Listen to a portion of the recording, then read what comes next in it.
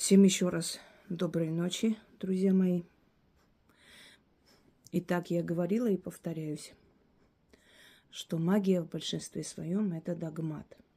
То есть неоспоримые факты соединяются воедино. Как мертвые не встанут и в свои дома на своих ногах не вернутся, так и такой-то, такой-то, значит, меня не одолеет. Как два берега этой реки воедино никогда не сойдутся, так и такой-то вместе не сойдутся. Как солнце и луна не встретятся, так чтобы им не встретиться и прочее, прочее. Кто-то скажет, два берега реки, может, когда-нибудь река высохнет, и вот эти два берега сойдутся, кто его знает. Когда это будет? Через миллионы лет? Тогда не будет ни нас с вами, ни тех людей, на кого мы читаем. Поэтому, прежде всего, мы имеем в виду то время, когда мы находимся на этой земле. А пока мы на этой земле, действительно, у реки берега никогда не сойдутся. То есть одна истина соединяется со второй истиной. Как мать рожает дитя, а не дитя рожает мать, так, чтобы было так-то и так-то. Как черный белым не станет, это мы не говорим. Почему? Потому что это не догмат. Черное может белым стать. Если черную ткань взять и окунуть в какую-нибудь кислоту, она прям побелеет, вот черное стало белым. Поэтому это не совсем, это шаткий догмат. Это то, что можно исправить, то, что можно, значит, повернуть в другую сторону. Но есть догматы, которые неоспоримые. Итак, время от времени люди должны заговорить себя от напасти под названием неволя. Мы живем в мире, где людей часто подставляют. Мы живем в мире, где войны. Каждый человек, который оказался в плену и прошел эти страшные муки ада, каждый из них такой же человек, как мы с вами. Он тоже не думал, что может там оказаться. Это не обязательно оказаться на войне. Чего только не бывает в нашей жизни. И где только не настигает человека и плен, и неволя, и всякое страшное, о чем говорить не хочу. Заговорите себя. Этот заговор нельзя начитывать никому, то есть ни для кого, кроме самого себя. Только для себя. Даже если ваш близкий человек на войне, есть другие заговоры от плена, это нельзя читать. Это читается только для себя. Каждый взрослый человек читает для себя. Нужно пойти на берег реки. Прошу не писать, а можно на берег моря, у нас озеро. Нет. Река означает жизнь. Река символизирует вот эту вот границу между мирами. Мирами живых и мертвых, духов и людей, богов и сил и так далее. Должна быть река. Река, речка маленькая, не канал, не водоканал искусственно созданный. Это должна быть природная река. Я уверена, что речку можно найти, если не рядом. Возле каждого большого города есть реки огромные, гигантские наши реки России. Возле каждого селения есть маленькая речушка. Можно найти при желании, но это должна быть река, не источник, именно река.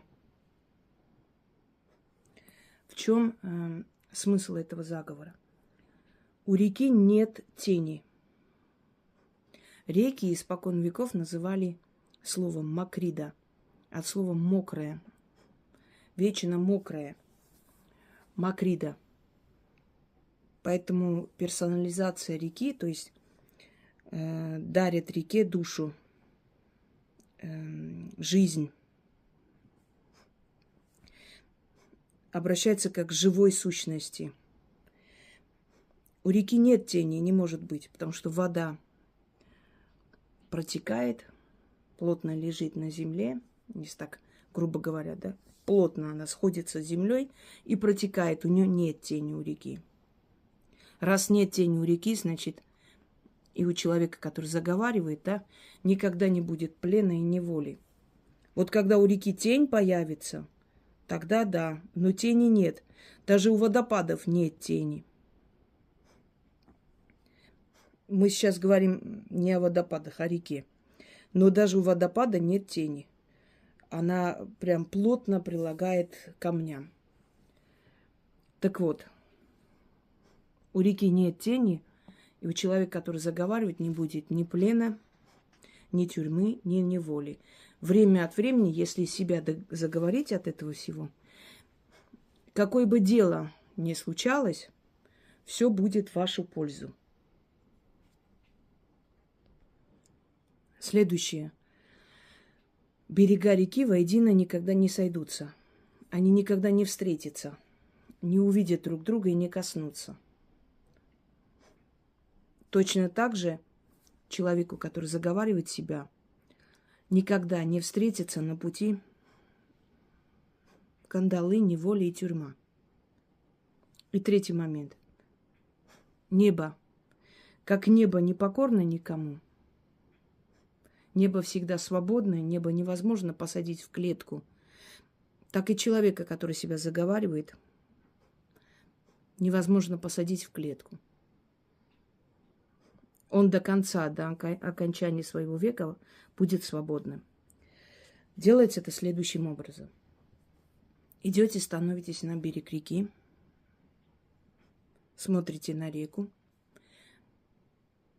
6 раз, то есть сначала говорите реке 6 раз одну часть, потом смотрите на противоположный берег, и этот берег, вот периодически смотрите туда и сюда, говорите 6 раз, потом поднимайте глаза к небу, говорите 6 раз, отворачивайтесь и уходите. Или поворачивайтесь и уходите.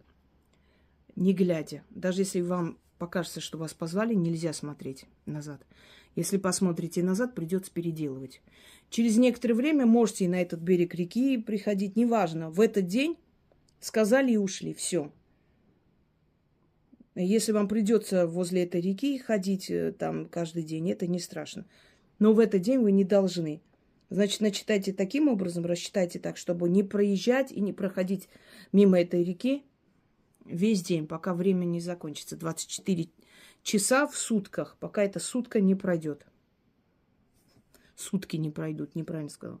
Это сутка нету такого понятия. Итак,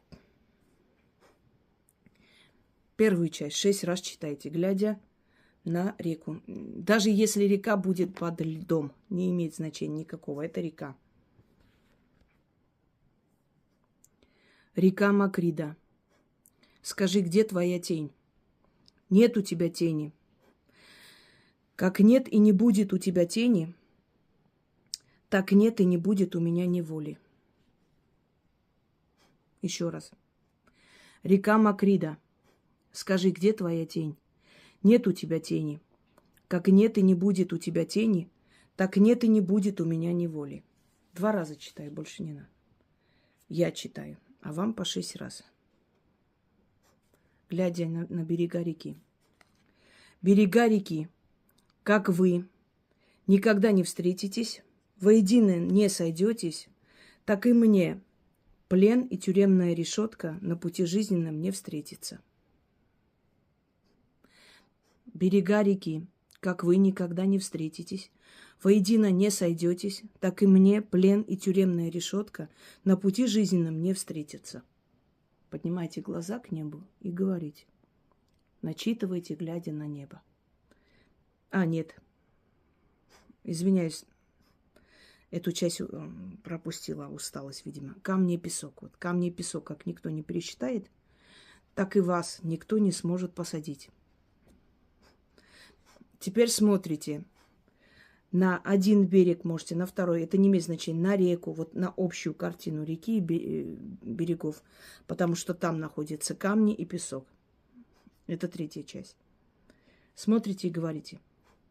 Камни и песок речной. Как вас никогда не пересчитать, никому не пересчитать, так и меня в кандалы не сковать, в клетку не сажать. Камни и песок речной, как вас никому не пересчитать, так и меня в кандалы не сковать, в клетку не сажать. 6 раз эту часть. И последнее. Поднимайте глаза к небу и говорите. Как ты, небо, свободное, никому не подвластное, так и я до конца своего века буду свободна, от плена, оков и тюрьмы спасена. Да будет так, заклинаю.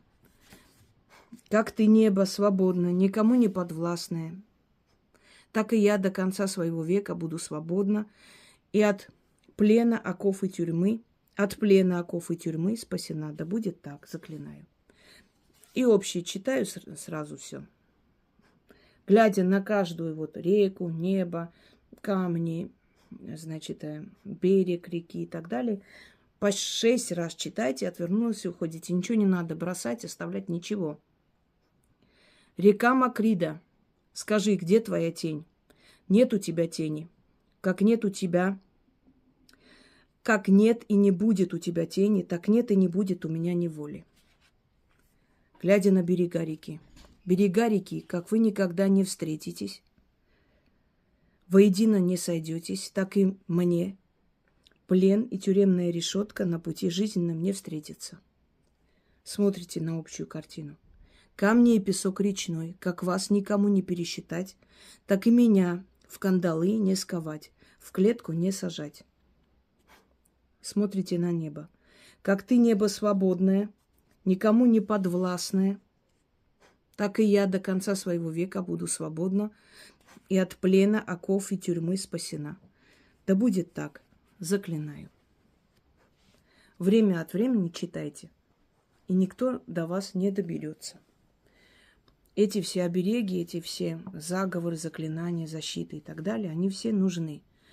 И чем больше и чаще вы обращаетесь к силам, тем сильнее ваша защита от них, потому что вы открываете свою дорогу к силам, и силы открывают свою дорогу к вам.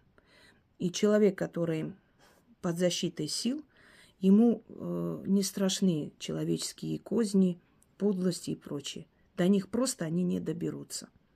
Всем удачи!